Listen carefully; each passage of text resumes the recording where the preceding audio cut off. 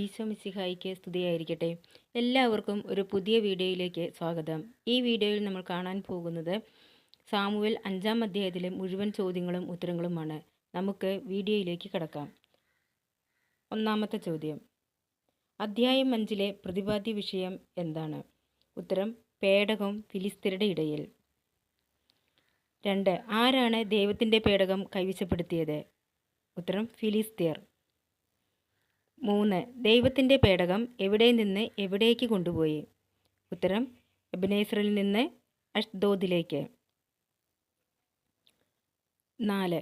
ദൈവത്തിൻ്റെ പേടകം എവിടെയാണ് സ്ഥാപിച്ചത്? ഉത്തരം, ദാഗോൻ്റെ ക്ഷേത്രത്തിലെ പ്രതിഷ്ഠയ്ക്ക് സമീപം. 5. ദാഗോൻ്റെ ബിംബം കർത്താവിൻ്റെ പേടകത്തിന് മുൻപിൽ നിലത്ത് മറിഞ്ഞുകിടക്കുന്നത് കണ്ടത് ആരാണ്? ഉത്തരം, അഷ്ദോദിലെ ജനങ്ങൾ. 6.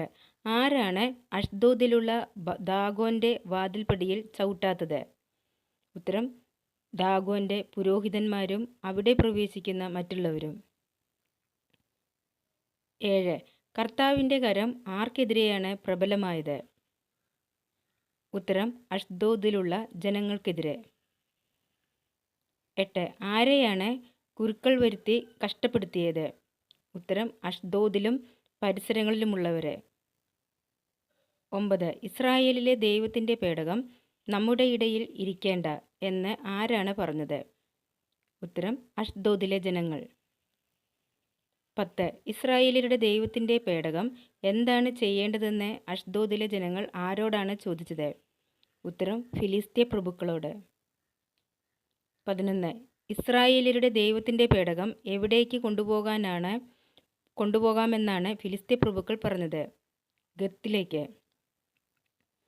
12. ഗത്തിലുള്ളവർ കുരുക്കൾ മൂലം കഷ്ടപ്പെട്ടപ്പോൾ പേടകം എവിടേക്കാണ് കൊണ്ടുപോയത്?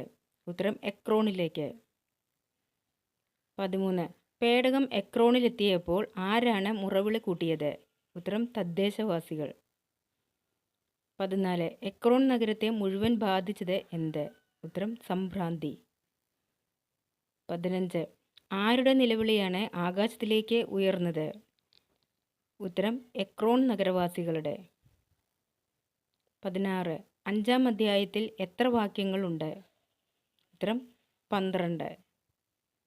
ഈ വീഡിയോ നിങ്ങൾക്ക് ഉപകാരപ്രദമായി എന്ന് വിചാരിക്കുന്നു. നിങ്ങൾക്ക് ഇഷ്ടപ്പെട്ടാൽ ഈ ചാനൽ ലൈക്കും ഷെയറും സബ്സ്ക്രൈബും ചെയ്യുക. ഈ വീഡിയോ കേട്ടുകൊണ്ടിരിക്കുന്ന നിങ്ങളെ എല്ലാവരെയും ഈശോ സമൃദ്ധമായി അനുഗ്രഹിക്കട്ടെ.